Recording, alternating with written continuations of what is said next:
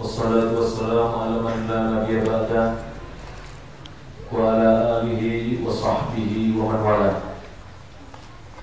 Sebagaimana sudah kita jadwalkan bersama, insyaallah di sesi yang ketiga ini kita akan dialog interaktif dengan beliau Fadilatul Ustaz Khalil Bustami LC Hafidhahullah Ta'ala. Dan insyaallah 30 menit ke depan, apabila ada molornya sedikit mohon dimaafkan insyaallah. Jadi nanti melihat pada situasi dan kondisi. Insyaallah nanti selepas dialog kita tunggu, tidak langsung iqamah 10 menit untuk berwudu. Bagi yang belum berwudu nanti kita tunggu. Jadi yang tidak berwudu sekarang bisa nanti insyaallah ta'ala. Baik, langsung kita saja kita persilahkan kepada beliau. Pertama, Ustaz, kami ingin mengenal antum secara personal pribadi. Mungkin antum bisa menjelaskan kepada kami latar belakang antum, nama lengkapnya, tanggal lahirnya, mungkin jumlah putranya saja, nggak usah jumlah istri. Jumlah putranya berapa, sekarang tinggal di mana, mengasuh pesantren apa. Itu mungkin secara personal dulu, ya seperti sirah dzatiyah, biodata ringkas. Kemudian nanti kami akan bertanya tentang bagaimana kisah perjalanan beliau sampai beliau rujuk ke manhaj as-salafus saleh. Monggo tafadhal masykuran majura. Bismillahirrahmanirrahim. Alhamdulillahirabbil alamin wassalatu wassalamu ala sayyidil anbiya wal mursalin nabiyina Muhammadin wa ala alihi wa ashabihi ajma'in. Ba'du, dengan waktu yang singkat ini berarti ceritanya juga harus disingkat. Kalau ceritakan semua bisa sampai besok pagi. Baik, saya nama lengkapnya Muhammad Khalil Asy'ari Bustami. Bustami nama bapak saya. Saya lahir di Madura. Asli orang Madura. Madura. Tapi antum lembut sekali Ustaz, seperti orang Jawa tuh. Lembut sekali. Allah ya. Nah, saya usia 13 insyaallah, kurang lebih 13 tahun atau 14 tahun pindah ke Kediri. Jadi kebetulan di Madura bapak saya juga seorang kiai dan memiliki pesantren. Lalu dalam perjalanan beliau masuk bergabung dengan dulu namanya Darul Hadis. Nasib saya itulah yang kalau boleh saya sesali. Saya tidak berada di golongan ini. Tapi perjalanan qadar Allah alhamdulillah membawa kita kepada hikmah yang sangat luar biasa. Lulus SMP saya dipondokkan. Sekitar tahun berapa Ustaz? 88, 89. Setelah saya ikuti pondok tersebut 1 tahun saya diangkat jadi ustadz. Walaupun bacaan masih 14 tahun, belum balik. Jadi saya tampil di depan umum berikan khutbah, atau saya masih pendek gitu, kecil. Mungkin teman-teman pada tahu itu. Kenapa? Mungkin bukan karena dilihat kemampuannya saya jadi ustadz, karena memang mereka rata-rata ya pokoknya bacaannya bagus, pemberani, ngomongnya teteh cara Jawa. Nah itu diangkatlah jadi ustadz. Sekitar tahun 95 sesudah SMA ya, kurang lebih saya sudah SMA. Lalu saya berangkat ke Mekah untuk menghafalkan Al-Quran. Jadi sekitar 7 tahun di Pondok Kediri ya Ustaz ya? Kurang lebih 7 tahun, 6 tahun 7 tahun, Masya Allah. Berangkat ke Mekah, saya mabit atau tinggal di sana 2 tahun. Ya, 2 tahun untuk menghafalkan Al-Quran. Namun saya memang belum bergabung ke majelis ilmu saat itu.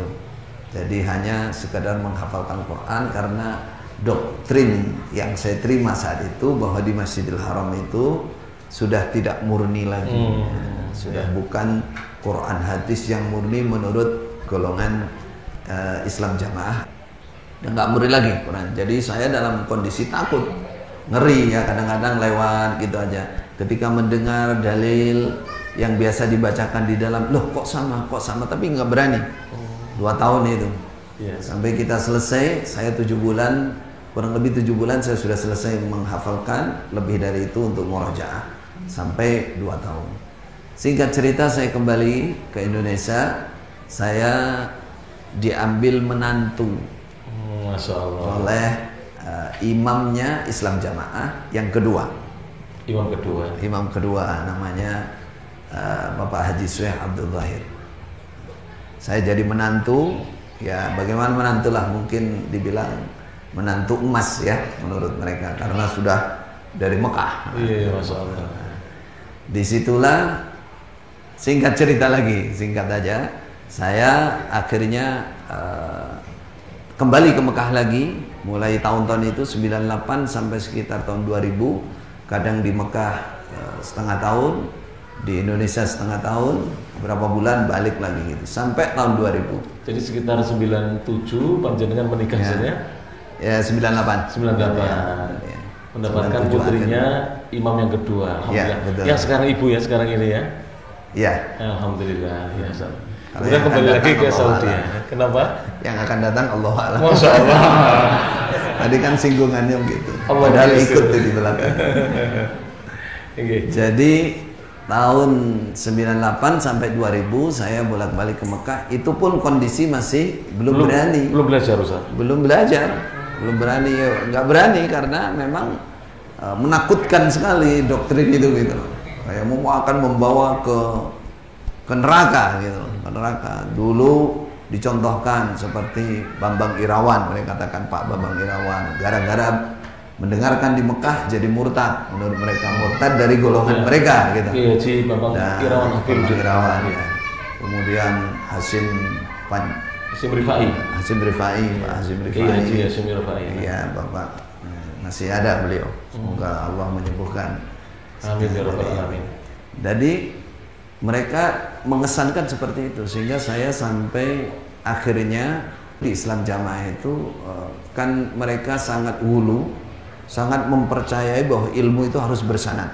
Kalau tidak ada sanadnya berarti tidak mangkul, berarti tidak sah ilmunya, tidak boleh diamalkan, nggak boleh disampaikan. Nah, ketika mereka mau menyampaikan hadis yang Sunan Ibnu Majah, hadis ke-6 dari Kutubus Sittah, mereka bingung, sanadnya hilang, nggak ada, yang ada hanya 5, nggak tahu dibaca apa di mana, Allah a'lam, hilangnya gitu. Saya juga tanda tanya waktu itu, kalau hilang kenapa kok nggak dicari di Mekah? Diminta kembali. Ya. Akal sehat saya berkata seperti itu saat itu, sehingga saya 98, 99 saya izin ke mertua, saya balik ke Mekah, saya tak cari sanad ini, nggak mungkin tidak ada. Dulu dari Mekah masa nggak ada. Singkat cerita saya dapatkan sanad itu ya sekitar tahun itu, tahun-tahun itu 999 dari Syekh Yahya maupun dari syekh-syekh yang lain. Saya dapatkan semacam munawalah atau ijazatul riwayat. Saya kembali, saya laporkan kepada mertua. Ini nyatanya di Mekah ada. Ya, beliau bilang begini, lah ya saya ngutus bertahun-tahun itu katanya di Mekah tidak ada kemurnian, tidak ada sanad. Nyatanya ini ada. Beliau bersyukur, bangga, dan akhirnya mengutus saya kembali. Kan saya bilang, saya belum selesai ini, Bah. Kalau hanya sanad ini apa gunanya? Saya bilang, saya nggak belajar ke sana. Ya kamu nanti berangkat ke sana. Berangkatlah di tahun 2001, 2002. Itu yang ketiga kalinya. Ya. Keberangkatan ketiga. Lalu mukim sudah di sana sampai 2011 awal. Bersama keluarga, Ustaz? Ya, bersama keluarga. Berangkat anak 3, pulang anak 5. Alhamdulillah. Berarti berbuah di sana. Nah, sekarang berapa, Ustaz? Sekarang 7. Alhamdulillah. Alhamdulillah. Jadi Singkat cerita juga, Masya Allah. ketika masuk di sana, mulailah saya mulazamah ke beberapa syekh, termasuk Syekh Yahya terutama Al-Mudarris, kemudian Syekh Al-Harari, guru besar Darul Hadis, kemudian Syekh Ali Adam, muridnya Syekh Al-Harari, Syekh Basmul, dan lain-lain. Jadi kalau sore sampai malam kita mulazamah. Setelah itu beberapa bulan saya masuk di sekolah Masjidil Haram, yaitu Ma'had Al-Haram Al-Syarif. Saat itu saya masuk langsung di Thanawi. Di Thanawi ada i'dadi, ada Thanawi, ada ali.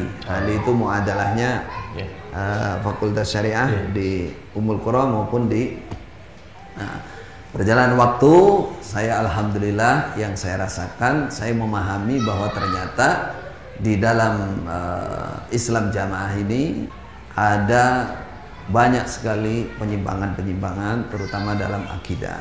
Sehingga total dalam kurang lebih 8 tahun 9 tahun saya ibaratnya di sana itu masih bunglon. Belum bisa terang-terangan. Kenapa?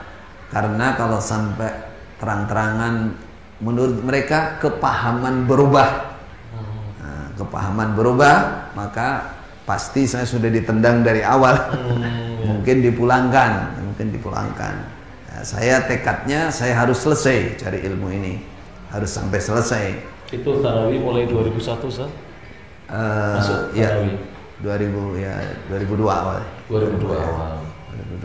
Jadi sebelumnya antum tadi ngendikan bahwa di komunitas antum sebelumnya tidak ada pelajaran akidah, betul itu, Ustaz? Betul, tidak ada. Bahkan bahasa tauhid itu kayak suatu yang aneh. Yang paling mereka istilahnya itu tidak senangi dalam keilmuan secara agama itu kan teman-teman kita, ikhwan kita dari Nahdiyin ya. Jadi kalau mereka mendengar namanya tauhid itu dibilang ini ilmunya orang NU ini. Ini kitab karangan ini. Sehingga tidak ada pelajaran tauhid, pelajaran akidah nggak ada. Jadi langsung masuk ke Al-Qur'an, mereka maknai sendiri, artinya maknai sendiri, katanya ini mangkul dari imam pertama. Dari pindah ilmu itu ya itu aja. Tanpa merujuk ke tafsir, tanpa mengikuti kaedah bahasa Arab secara teliti, tidak ada. Mereka hanya nulis dikte gini. Nah, coro-coro utawi itu sorogan. Saya pernah, Ustaz, itu sekitar tahun 2004 sampai 2006. Itu bertemu dengan Pak Mursidi, Preso panjenengan Ustaz. Pak Mursidi insyaallah. Saya dipinjami kitab. Ya, kitab itu mungkin ringkasan lah dari Abu Dawud atau apa, atau dari ya cuplikan-cuplikan. Kitab Ushul. Lupa saya, kecil tipis begini, Ustaz. Di dalamnya ada sebuah hadis yang berbunyi khiyaru a'immatikum. Berarti Kitabul Imarah itu. Imarah, betul. Kitabul Imarah kalau tidak salah. Kemudian di bawahnya ada makna. Maknanya bukan sebaik-baik pemimpin kalian, imam-imam kalian, tapi diartikan pilihlah imam-imam kalian. Dari situ saya mulai, maknanya kok jauh ini dari bahasa Arab. Tapi memang panjenengan pernah mendapati seperti itu, Ustaz. Di dalam ketika belajar mankul itu memang dapat kata-kata yang sekarang setelah panjenengan betul-betul paham bahasa Arab, memang betul-betul ada kata-kata yang tidak sesuai dengan kaidah-kaidah bahasa Arab. Potensi seperti itu sangat pasti. Jadi karena apa? Termasuk yang mondok itu kan saya katakan seperti saya itu usia masih kecil. Berangkat dari rumah nggak ngerti apa-apa, paling bisa baca Quran aja. Sampai di sana disiapi Quran kosong, bolpen nulis, gurunya menyampaikan. Sampai di mana kapasitas kemampuan seseorang nggak ngerti bahasa Arab, ngerti apa-apa, bahkan cabai rawit, dia nulis nanti kebenarannya sampai di mana. Yang saya pribadi tahu, apa benar tidak diajarkan pelajaran bahasa Arab, Ustaz? Ya, memang ada pondok khusus itu usulan saya. Pondok khusus, tapi akhirnya juga dibubarkan juga.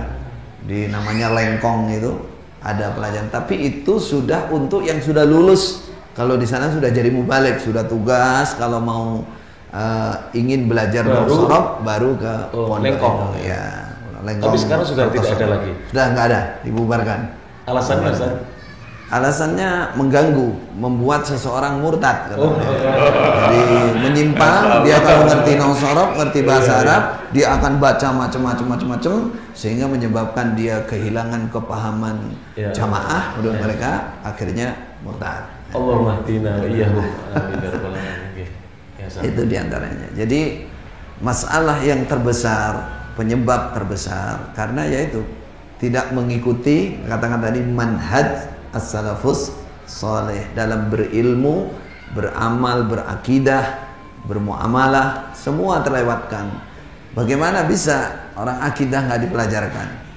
Bagaimana cerita ulama zaman dulu nggak pernah dibuka? Bahkan selain Al-Quran, mushaf Quran itu, selain kutubus sitah atau himpunan-himpunan kecil yang diambil dari kutubus sitah, secara umum itu didoktrin, dipahamkan bahwa itu kitab karangan, tidak boleh dibaca. Nah, bahasa mereka kitab karangan artinya kitab yang akan menyesatkan umat ini. Jadi hanya itu. Yang kedua, Al-Quran dan hadis yang mereka pahami tidak mengikuti kaedah-kaedah bagaimana para ulama memahami Al-Quran dan hadis. Nah, itu penyebab utamanya, sehingga muncul banyak sekali penyimpangan-penyimpangan, terutama saya dan teman-teman itu saat itu ingin meluruskan 3 hal. Apa itu, Ustaz? Nah, 3 hal. Jadi pertama masalah takfir. Takfir. Ya, takfir yang merupakan akidahnya golongan apa? Khawarij, yang sudah ma'ruf. Jadi sangat mudah mengkafirkan golongan lain ya, Ustaz ya? Ya, mengkafirkan, dan itu jadi keyakinan bahwa selain jamaah mereka, walaupun itu muslim, walaupun itu menetapi Al-Quran dan Sunnah, seperti kita yang ada di misalkan Salafiyin ini, itu kan ada Sunnah, semua kalau tidak berjamaah, bergabung dengan mereka, berarti amalannya raddun semua, mardud, tidak ada manfaatnya. Bergabung itu dalam artian ikut di baiat atau bagaimana? Iya, betul. Jadi masuk dan berbaiat kepada imam yang dianggap paling sah seluruh Indonesia khususnya. Nah, jadi takfir ini yang mulai sedikit demi sedikit kita masukkan. Itu pun sangat reaktif mereka. Kalau ada kalimat-kalimat yang mengarah ke arah situ sudah di-cut duluan. Dan orangnya kalau dia tidak punya kedudukan, dia tidak punya kekuatan, nggak punya backingan, ambillah hilang dah. Ada rasan-rasan apa gitu yang menyangkut situ harus keluar dari golongan ini. Pertama takfir yang kita luruskan, karena dari takfir itu mereka punya keyakinan-keyakinan penyimpangan yang lain yang sangat banyak sekali. Di antaranya apa? Karena dia mengkafirkan, akhirnya nggak boleh nikah dengan selain golongan mereka, nggak boleh sholat di belakang selain golongan mereka. Kalau bagi waris, kalau sampai ada yang bukan golongan mereka di antara keluarga itu tidak dibagi waris. Karena la yarisul muslim al-kafir itu. Walal kafir al-muslim. Tidak boleh nikah, nggak boleh. Umpama bergaul, mereka punya namanya al-wala wal bara, tapi mereka nggak kenal bahasa ini. Hanya mereka tanamkan bahwa selain jamaah kita adalah musuh. Jadi kalau kita berbuat baik itu hanya sekedar budi luhur, bahasa mereka. Sebenarnya bahasa semacam takiyah kalau di Syiah ya. Budi luhur, fatonah, bitonah, supaya dianggap orang baik, muslim yang baik. Tapi di balik itu yang ditanamkan itu pengkafiran pada umat yang lain. Ini yang saya pertama kali di Masjidil Haram tuh kaget. Kaget, sekaget-kagetnya kurang lebih di masa 5 bulan, 6 bulan. Sampai setiap saya ngaji, ini dalilnya jelas. Bahwa muslim baca syahadat, semua para ulama tidak mengkafirkan kecuali kalau melakukan nawaqid Islam. Berkali-kali dibaca, berkali-kali mendengar, karena saya dari kecil ya doktrin itu belum bisa hilang. Sampai saya, ya Allah, bukalah hati saya, bersihkan hati saya ini. Kenapa kok tetap condong gitu. Padahal ini dalil sudah sangat jelas. Jadi bab takfir itu saya berusaha 7 tahun itu bagaimana secara halus membenahi itu. Ya masih minim lah.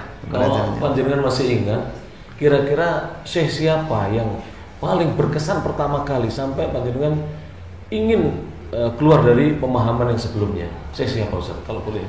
Karena dari awal saya lebih suka dengan Syekh Yahya ya, dari Syekh Yahya Al-Mudarris. Beliau suaranya lantang, pelan, bahasanya fusha dan kita mudah memahami. Dari situ berulang-ulang, kok nggak pernah nyinggung berimam, bahasa dalamnya berbaiat, nggak pernah nyinggung itu, kecuali kalau sudah sampai di bab Kitabul Imarah misalnya. Itu pun beliau menerangkan ini penguasa, ini ulil amri, ini Raja Malik. Pernah saya duduk dengan beliau, saya tanya, Imam panjenengan siapa saya? Saking saya kalau ingat sekarang lucu banget tuh pernyataan. Katanya beliau, ya Malik Fahad. Malik Fahad, Raja Malik Fahad. Nah, atubayunahu, apakah sama bayangan saya itu kayak wajib kan, kalau di jamaah yang sekarang katakan jokam itu kan satu orang harus itu per satu orang, kalau nggak bisa langsung harus diwakili kan ini. Saya keyakinan seperti itu. Putra-putra mereka yang masih kecil juga wajib diwakili. Nah, tapi nanti kalau sudah balik harus ulang lagi. Kayak budak itu. Nah, kalau haji kan diulang lagi. Anak kecil ulang lagi. Kayak gitu anaknya. Masya Allah. Jadi saya ditanya gitu, kalau ingat sekarang lucu banget. Katanya saya nah, baiat itu yang melakukan ya para tokoh-tokoh itu. Kami cuman ikut saja, setuju ya sudah baiat gitu. Di situ saya mulai kebuka, innalillahi wa inna ilaihi raji'un, dari mana ini dalil-dalil ini. Pertama tadi takfir, kedua bab jamaah yang mereka yakini.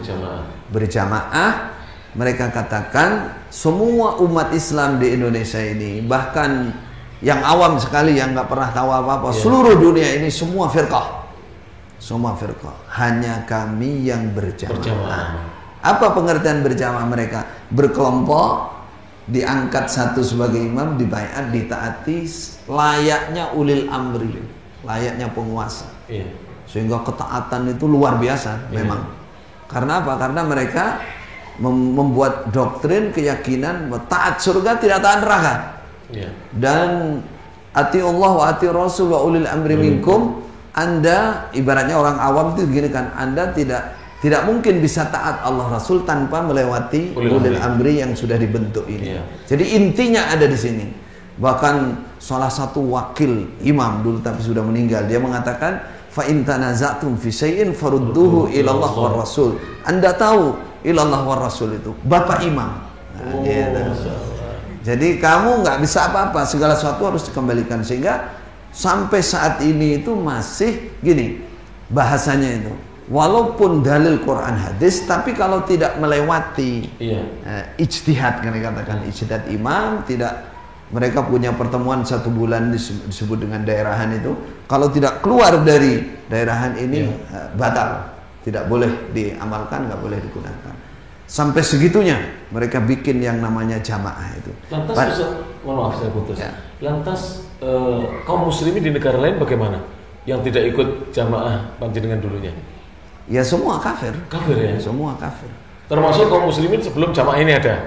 Nah, juga kafir. Ya memang kadang-kadang mereka nggak konsisten gitu. Karena memang dibangun, keyakinan itu dibangun tidak berdasarkan basirah sehingga mereka kadang-kadang pilih pelan. Kalau ditanya kenapa di Mekah Anda makmum sama muslim di Mekah seperti Masjidil Haram, kok di Indonesia kok nggak mau? Apa bedanya? Kalau yang lulus dari Mekah kan bawa ilmu dari Mekah. Kalau sudah begitu beda, di sana masih murni gitu kan. Di sini kan sudah banyak kuburan-kuburan, banyak bid'ah-bid'ah. Jadi yang saya maksud, jamaah yang mereka pahami itu seperti kata-kata talzamu jama'atul muslimin, itu hanya mereka. Padahal kan sangat jelas, talzamu jama'atul muslimin, jamaahnya semua umat Islam, bukan ba'dul muslimin. Kemudian yang mereka pahami lagi bahwa yang namanya jamaah itu harus ada imamnya. Harus ada imamnya. Ini secara bahasa mungkin bisa dibenarkan bisa dibenarkan. Tapi kalau dia memisahkan diri dari umat Islam yang lain, padahal imamnya umat Islam yang dipilih juga sudah ada, resmi sudah ada, apalagi negara kita semua mayoritas muslim, imam kita ya imam yang sudah dipilih oleh umat Islam semuanya.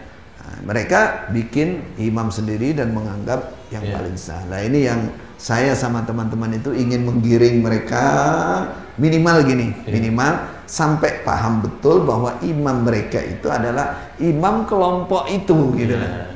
Dan kelompok bukan itu imam kaum muslimin. Bukan imam kaum muslimin. Bukan imam al-muslimin. Kalau imam kaum muslimin mana ada yang kenal? Mereka dibitonahkan. Sampai gambaran bitonah mereka untuk imam mereka itu ibarat kemaluan. Jadi sekali waktu seringnya ditutup, sekali waktu dibuka jika diperlukan. Nah, contohnya di kamar bersama istri. Artinya kepada orang-orang yang sudah ngaji tadi kitabnya, Kitabul Imarah dengan pemahaman itu ikhtiar seperti itu, baru itu dibuka. Siapa imamnya, bayatnya kapan itu dibuka. Kalau baru berarti yang bawa-bawa kebanyakan belum kenal imamnya. Ya, kalau mereka sudah lama, sudah bayat ya pasti kenal, pasti kenal. Itu. Jadi pemahaman bab jamaah dan imamah yang mereka pahami adalah golongan mereka. Padahal yang benar berdasarkan Al-Quran, Al-Hadis, ijma' para ulama yang sudah ma'ruf di dunia Islam adalah imam itu adalah khalifah atau penguasa. Penguasa ulil amri yang sudah dikukuhkan oleh halul halli wal aqad, dan rakyat semua mengakui dan semua tunduk kepadanya. Itu yang ingin kita ini yang kedua. Jadi yang pertama masalah takfir, mereka serampangan mengkafirkan sesama muslim yang bukan golongannya, yang tidak berbaiat dengan mereka. Yang kedua masalah jamaah. Jamaah adalah jamaahnya mereka, bukan jamaah kaum muslimin secara keseluruhan. Yang ketiga apa Ustaz? Yang ketiga ini yang membuat mereka sampai sekarang kuat di negara ini posisinya. Mereka punya dana banyak, bahkan ada bahasa kalau sekarang biyen orang duwe apa-apa, saiki apa-apa duwe. Nah gitu, dibalik.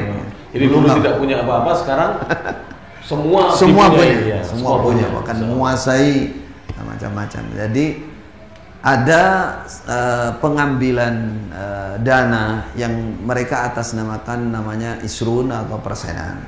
Mereka mengatasnamakan ini ijtihad imam, jadi kebijakan imam yang harus ditaati, Jika tidak taat, berarti mereka katakan zahu, falamma zahu azaghallah qulubahum, atau bahasa hadis mereka ambil waman syadza ilan nar. Siapa yang tidak taat berarti dia merezel, memisahkan diri menuju neraka. Itu jadi standar utama. Untuk persenan berapa persen Ustaz kalau boleh tahu? Tergantung tingkat.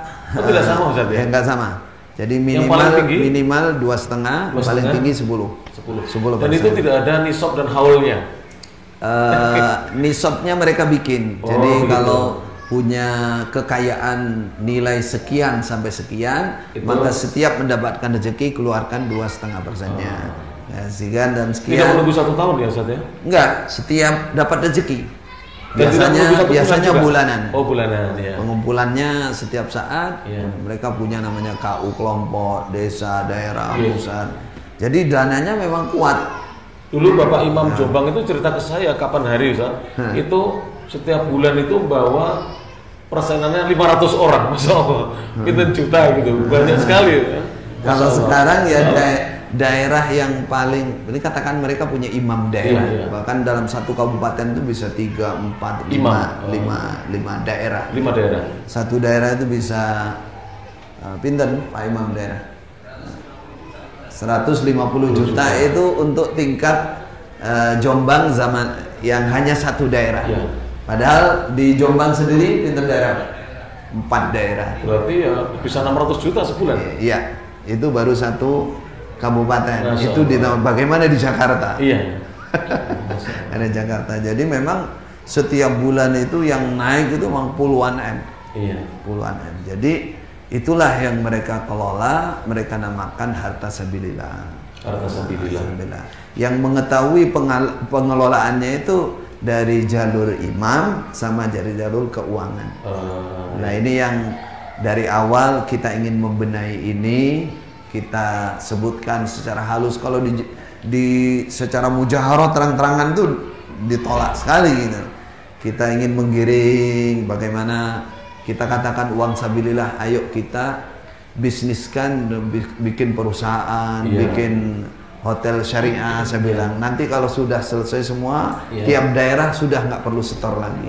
Justru dari hasil itu dibagikan fakir orang fakir itu rayuan lah, sedikit demi sedikit, tapi nggak memban, belum memban. Jadi itulah yang 3 hal yang saya katakan sangat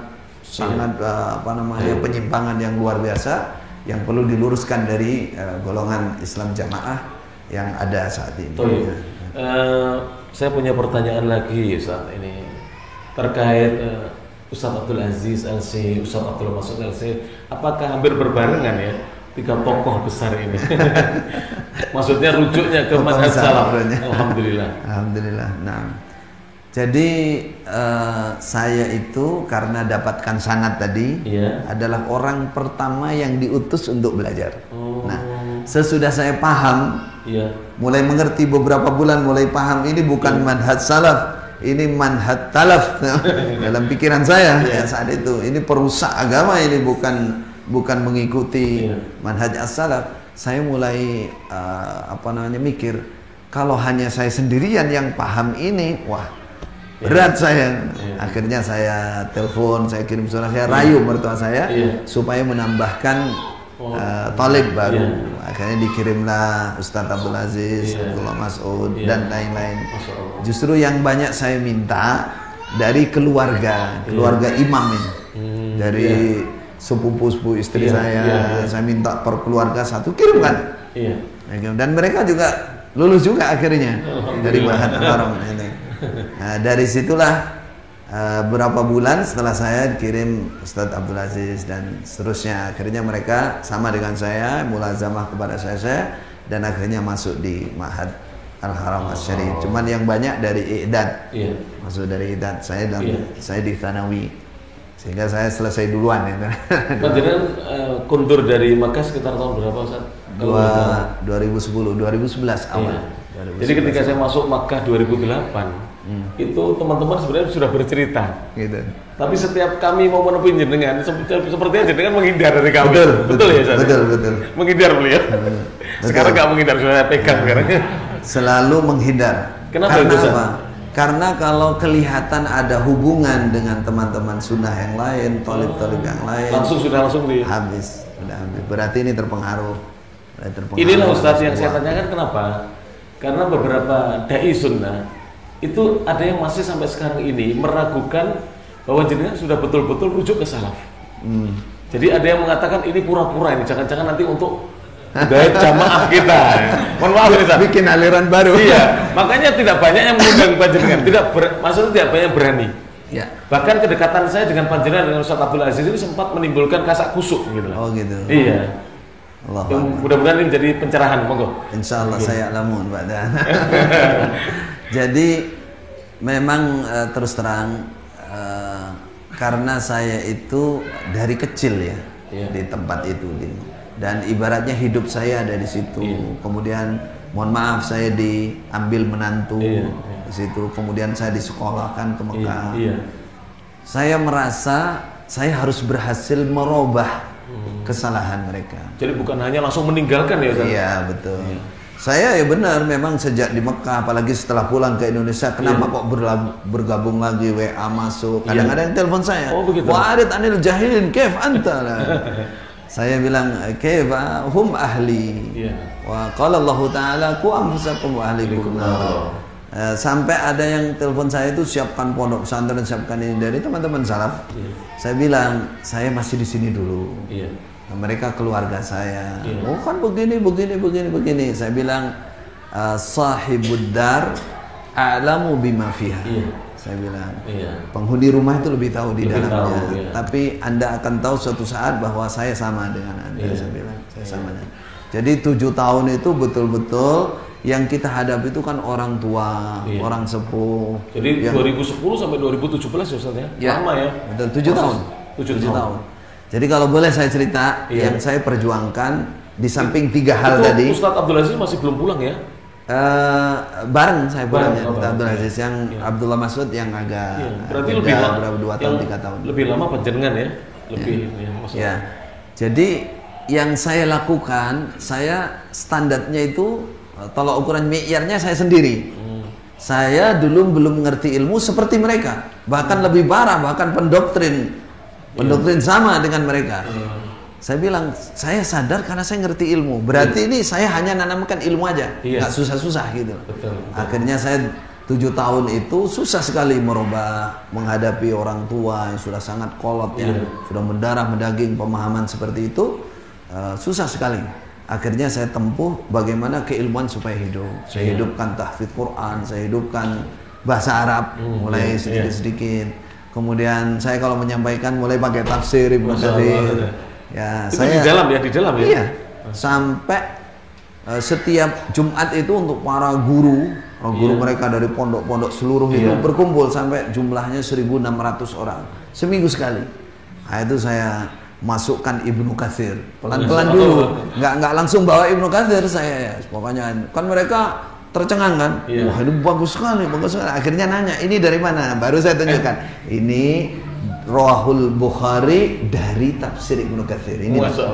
Akhirnya mereka pada beli Ibnu Katsir. Akhirnya imamnya, imam ini, imam yang sekarang ini itu setuju, itu pakliknya istri saya, adiknya Imam adiknya namanya Abdul Aziz Sultan Aulia. Itu setuju untuk diadakan asrama menurut mereka khataman Ibnu Katsir. 2 bulan sebelum pelaksanaan ketahuan, saya ketahuan. Bagaimana ceritanya itu? Ceritanya, jadi untuk pembinaan ilmu secara umum seperti itu, tahfidz Quran, bahasa Arab mulai ditanamkan, akidah mulai saya masukkan sedikit. Cuman judulnya bukan tauhid.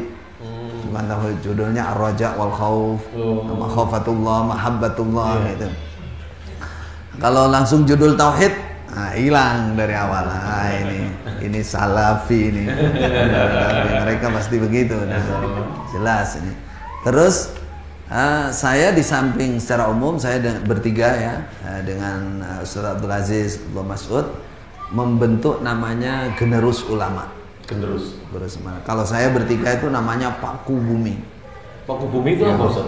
Ya, istilahnya dai atau ulama yang tertinggi dari golongan pemuda, Paku Bumi, supaya bumi itu enggak. Berarti saya temannya Paku Bumi. Saat itu begitu, jadi insya Allah sebentar lagi saya terkenal, temannya Paku Bumi. Saat itu merasa paling top. Dan saya bikin Generus Ulama 50 orang. Masya Allah. 50 orang. Kita Generus itu apa artinya? Generus generasi penerus. Generasi penerus ulama. Kita ajak hafal Quran, kita ajarin nausoro. Berarti ya sudah selesai apa? Ya sudah selesai. Akhirnya kurang lebih 5 tahun, 6 tahun lah. Mereka tanpa saya istilahnya saya didik secara khusus untuk memahami manhaj salaf, yang sudah paham mereka secara halus. Ada yang tidak kuat, 4 orang semuanya. Akhirnya mereka pergi tanpa pamit. Maksudnya tidak kuat di dalam. Jadi dia tetap memegangi yang lama. Enggak, dia karena sudah paham. Sudah paham, tidak kuat di dalam. Dia tidak bertahan. Jadi sudah paham, tidak kuat dengan realita di dalam. Saya ajak untuk sabar, nggak bisa. Saya tinggal ke luar negeri, pergi dia. Bergabung ke Ustadz Abdullah Roy di Pandeglang. Iya, Pandeglang. Akhirnya salah satu dia sampai mantu juga. Ustadz Abdullah. Nah, itulah penyebab panjenengan ketahuan. Katanya mereka kalau muridnya begini berarti gurunya itu. Iya. Sama ini. Guru kencing berdiri, murid kencing berlari. Itu dari situlah kita. Itu tahun berapa mulai ketahuan Ustaz? Ya 2017. Tapi panjenengan masih tinggal di dalam tuh? Ya, masih. Dua proses yang saya jalani saat itu. Pertama namanya DNA, dinonaktifkan. Saya dibiarkan dan teman-teman bertiga itu 1 tahun. Kenapa saya masih bertahan? Karena saya masih menunggu kajian tafsir Ibnu Katsir ini. Barangkali bisa dilaksanakan gitu. Di situ saya akan menjelaskan semuanya, fikih, usul fikih dan bab khalifah kan ada di awal surat Baqarah itu. Kalau sudah berkumpul hataman itu biasa sampai 16.000 orang. 16.000. Nah, dari daerah seluruh Indonesia. Itu sampai berapa hari biasanya Ustaz, pelaksanaan? Ya tergantung kitabnya yang dikaji. Bisa 1 minggu, 10 hari. Cukup ya semua lokasi pesantren cukup? Ya sistemnya ya seperti itu tadi. Jadi dibaca, mereka nulis dengan cepat gitu. Iya. Kalau mereka pingin. Ini berarti kesempatan ya untuk. Ya itu yang saya tunggu sehingga. Di masa DNA itu namanya dinonaktifkan, kami masih bersabar setahun itu nunggu. Di ujung 1 tahun. Bapak Imam masih Sugeng waktu itu, masih hidup. Bapak Imam yang kedua. Yang kedua sudah nggak ada dari 2006, waktu semasa saya di Mekah. Saya di Mekah ini yang ketiga. Jadi masa 10 bulan, 11 bulan kita sabar menunggu. Kita sudah DNA, nggak boleh ngimami, nggak boleh ngajar, nggak boleh macam-macam. Dan suara-suara fitnah itu sudah disebarkan. Tapi masih disapa Ustaz kalau ketemu? Ya banyak orang takut karena kalau orang dekat itu berarti katut gitu, terpengaruh gitu. Nah di ujung 11 bulan itu barulah ada namanya majelis tabayun, klarifikasi 3 kali. Nah disitulah cerita singkatnya. Karena saya merasa bahwa kemungkinan besar saya bertiga pasti dikeluarkan, maka disitulah kita garap sebutkan dalam 3 pertemuan di majelis itu banyak petinggi yang hadir. Ya petinggi semua yang hadir, Bapak Imam, Bapak Wakil Mat, wakilnya Imam, kemudian utusan Paku Bumi, utusan orang-orang khusus itu. Paku Bumi, Paku Tutur nggak masuk, orang-orang atas saja. Di situ apalagi Paku Usuk ya. Jadi saat itu ya kesempatan. Termasuk klarifikasi terakhir itu, wah ini kesempatan terakhir yang bilang. Maka kita bahas masalah takfir, masalah bab jamaah ini, masalah mengkafirkan orang, bahas tuntas di situ. Besoknya langsung mereka bingung untuk memutuskan apa. Karena apa? Kata imamnya ini, lho sing diomong kabeh dalil piye carane? Bingung. Dalil kabeh. Akhirnya ada salah satu wakil. Apa ada bibit-bibit mulai sadar atau bagaimana Ustaz? Saya kira dengan penjelasan kami itu ibaratnya orang rendah IQ-nya saja paham. Karena kita terangkan menurut kenyataannya begini, ayatnya begini, nggak terbantahkan. Bahkan di pertemuan terakhir itu nggak ada satupun yang membantah. Ada satu orang yang ditugaskan untuk membantah saya, 2 kali ngomong saya sekak, habis dia. Soalnya dia patuh dudul itu, bukan Paku Bumi. Masya Allah. Jadi kata imamnya ini di hari kedua sebelum pertemuan diumumkan daerahan namanya pertemuan seluruh Indonesia kan, nah, itu imamnya bingung. Wah ngapain sih ngomong dalil iki piye carane?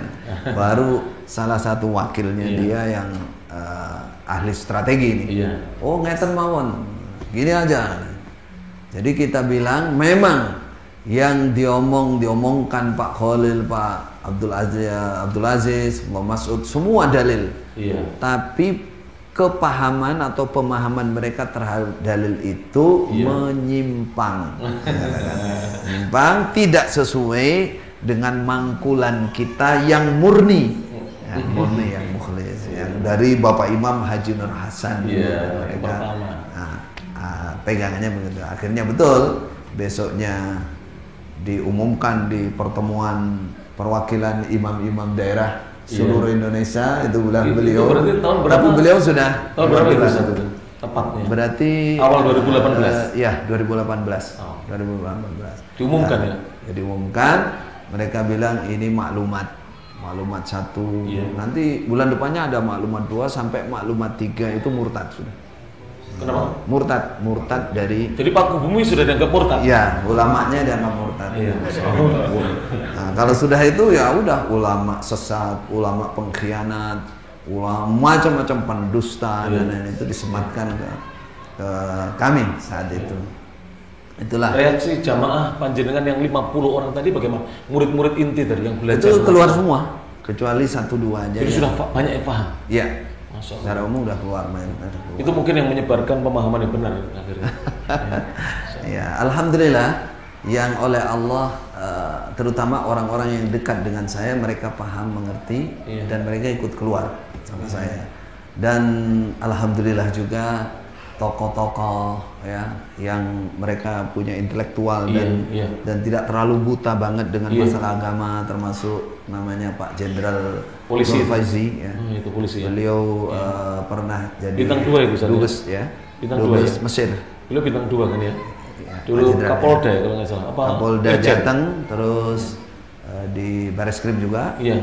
Setelah itu di Mesir, duta besar Mesir. Beliau bisa paham juga. Beliau di sanalah terbuka di Mesir. Berarti, ya, mulai terbuka. Oh, berarti aku dihapusi selama ini kan, dibohongi selama ini. Terus beliau pulang ke Indonesia, melihat kami bertiga sedang bergerilya. Oh iya. Nah, mereka tahu dah. Beliau tahu. Wah ini nih, bagus ini. Udah biarkan. Beliau tenang udah di dalam. Giliran saya di DNA dimurtadkan, beliau orang pertama yang menentang itu. Sejak kepulangan saya, makanya banyak yang direkrut diambil oleh Majelis Ulama Indonesia, karena mereka yakin bahwa keilmuannya itu luar biasa gitu. Setelah mereka bertamu, nah, alhamdulillah sekarang setelah saya dikeluarkan dari Majelis Ulama terutama pusat, akhirnya pantau ulang. Ada apa ini? Ada apa ini? Akhirnya insya Allah Majelis Ulama sekarang mulai bersih-bersih dari anggota dari Islam Jamaah. Banyak yang masuk di sana. Banyak. Semenjak saya pulang, karena programnya itu diundangi, ulama-ulama diundang, terus kita sebutkan begini. Artinya kita terangkan keilmuan secara yang sudah ma'ruf. Dikiranya begitu, padahal di belakang masih ya koyong menunggui. Seperti itu. Nah, itulah perjuangan yang saya jalankan bersama teman-teman ya. Maka himbauan saya kepada saudara Islam Jamaah yang masih di dalam, dengarkan, pahami agama ini dengan benar. Tolong Anda keluar dari ikatan-ikatan doktrin itu dan membaca, mendengar dari para ulama sehingga bisa terbuka dan mengerti apa Islam rahmatan lil alamin, insyaallah. Sebagai penutup Ustaz, mungkin nasihat singkat buat semuanya, tidak hanya kepada mereka-mereka yang masih tergabung, tapi kepada seluruh kaum muslimin, khususnya para pemuda ini, Ustaz. Karena sekarang ini saya melihat realitas pemuda ini jauh dari agama. Bahkan semangat pemuda untuk mempelajari agama sangat-sangat minim ya. Mungkin nasihat singkat 5 menit Ustaz sebagai penutup dari dialog interaktif ini. Monggo silakan. Baik. Sayati alaikum zamanun la yabqa minal Qur'an illa rasmuhu wala minal Islam illa ismuhu.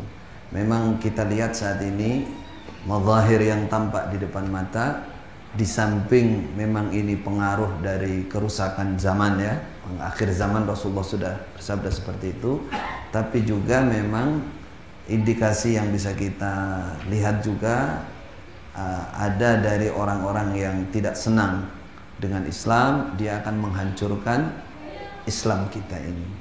Maka para pemuda, khususnya pemuda yang masih punya kesempatan dan punya kemampuan untuk mencari ilmu, hendaklah melonggarkan diri, menyelamatkan Islam dan menyelamatkan umat ini. Kalau kita boleh berharap, ini masih harapannya masih luas kan? Kan belum datang Imam Mahdi, belum datang Nabi Isa, artinya Islam itu masih dijanjikan ada kemenangan di akhir zaman. Kemenangan di akhir zaman. Barangkali kita adalah salah satu bagian dari walaupun memulai, kalau ibarat pohon kita akarnya sebagian lumayan, kita punya andil, kita punya saham kebaikan amal jariah di situ dengan cara menghidupkan ilmu, mempelajari Alkitab dan Sunnah. Dan ini yang kita harapkan. Karena apa? Karena ketika Islam itu kembali sebagaimana sabda Rasulullah, badal Islamu ghariban wa sayaudu ghariban kama bada'a fatuba lil ghuraba. Ya, yang kita cari tuba ini, kabejan, keuntungan yang luar biasa baik untuk personal pribadinya, keluarganya, bahkan semua umat, itu adalah kebaikan ketika kita menjadi ghuraba di akhir zaman, Maka terus kita suarakan kepada pemuda-pemuda yang punya kemampuan, punya waktu untuk bersemangat mendalami Islam, mendalami syariat Islam, mendalami Al-Quran dan Sunnah, karena sudah bisa dipastikan bahwa itu jalan keselamatan, thoriqun najah, tidak ada lain selain Alkitab dan Sunnah. Mari kita selamatkan umat kita, Islam kita ini di akhir zaman ini dengan kesungguhan kita mendalami. Orang kadang berpikir begini, terlalu banyak yang dipikirkan sehingga yang ada di benaknya itu sulit. Kalau sudah sulit mundur. Misalkan contoh menghafalkan Al-Quran sulit, menghafalkan Al-Hadis sulit, membaca gundul ghairu maskul sulit. Karena sulit, akhirnya menyerah. Nah, padahal ada ucapan unen-unen di orang Jawa, apa yang diarabkan itu al biasa'u minal kulino. Kalau bahasa Indonesia karena biasa hilanglah rasa. Disebutkan dalam bahasa Arab kathratul imsas yudhibul ihsas. Sesuatu yang berat yang kita bayangkan sulit itu kalau kita jalani sedikit-sedikit akhirnya menjadi mudah. Hafalan Quran, kita lihat orang buta, bahkan orang yang EQ-nya rendah bisa. Walaqad yassarnal Quran lidzikri fahal min mudzakir. Ilmu itu kan standarnya hanya di hafalan itu, paham, hafal ya sudah alim. Bal huwa ayatun bayyinatun fi suduril ladzina utul ilm. Ayat yang sangat jelas yang berada di dada orang-orang yang diberi ilmu. Artinya hafal. Nah, begitu juga orang yang sudah berhasil menghafalkan Quran atau sedikit dari beberapa juzul Quran, nanti menghafalkan yang lain mudah. Masya Allah. Mudah. Jadi jangan ada bayangan bahwa menghafalkan ilmu itu sulit.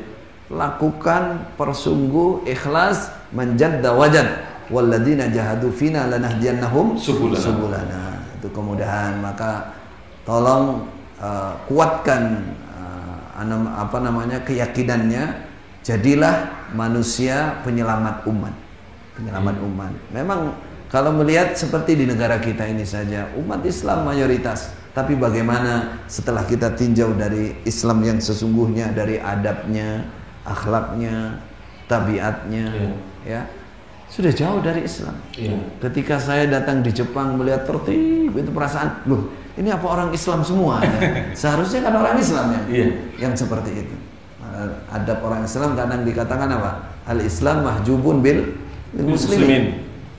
Jadilah kita penengah, jadilah kita orang yang punya himmah aliyah, cita-cita yang mulia untuk menyelamatkan Islam kita ini. Insya Allah jadi jariah bagi kita. Jadi kesimpulannya nasihat untuk para pemuda dan seluruh kaum muslimin, iso jalaran soko kulino. Jadi kita bisa karena kita terbiasa. Insya Allah bapak-bapak yang biasa naik motor itu karena terbiasa, akhirnya bisa. Bahkan pegang setir hanya tangan satu pun bisa. Termasuk yang nyupir. Maka pemuda-pemuda jangan putus asa. Beliau sudah menyampaikan pada kita, bahkan pengalaman beliau pribadi 7 bulan selesai hafalan Quran. Maka mari para jemaah semangat, khususnya anak-anak muda, ayo semangat. Ini pendahulu-pendahulu kita, mudah-mudahan bermanfaat Ustaz.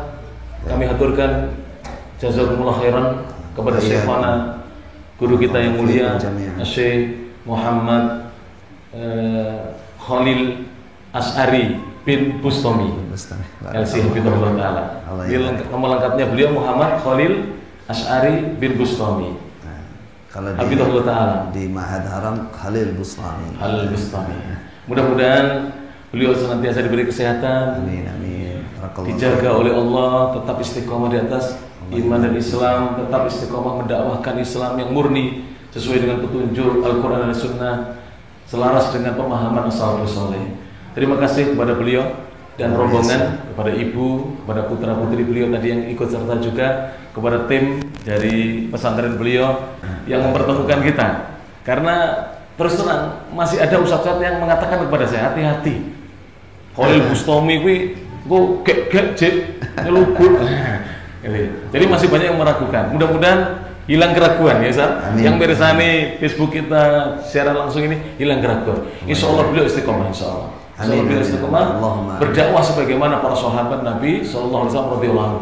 Sama bu kita insya Allah. Demikian yang bisa disampaikan ya. Setelah ini ditutup, silakan wudhu dulu. Jadi Pak Muadzin jangan langsung kumandangkan iqamah. Wudhu insya Allah 10 menit bagi yang belum berwudhu. Kemudian setelah itu kita sholat isya dan jangan buru-buru pulang. Ya nanti ada ramah tamah sebentar, insya Allah. Ya kita kan jarang ngaji lama-lama, ya jarang. Biasanya ngaji 40 menit, 1 jam, jarang lama.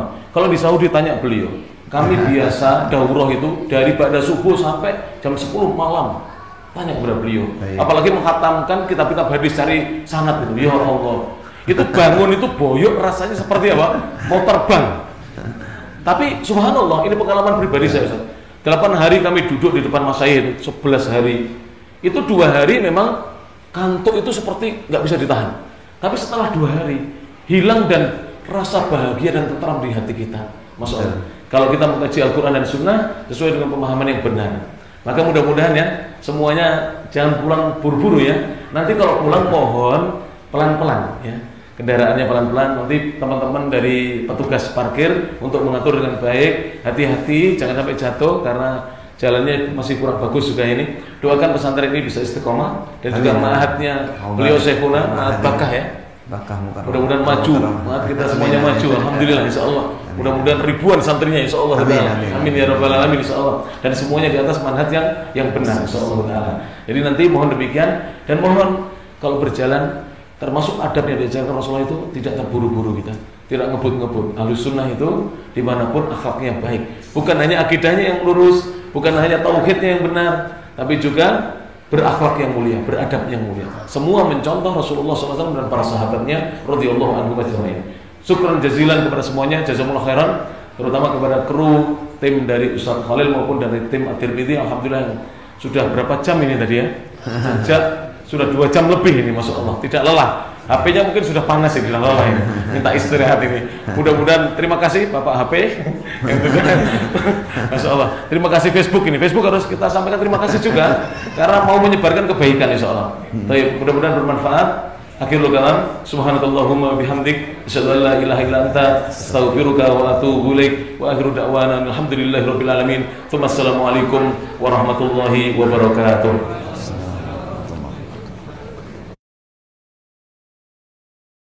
وأن الله قد أحاط بكل شيء علما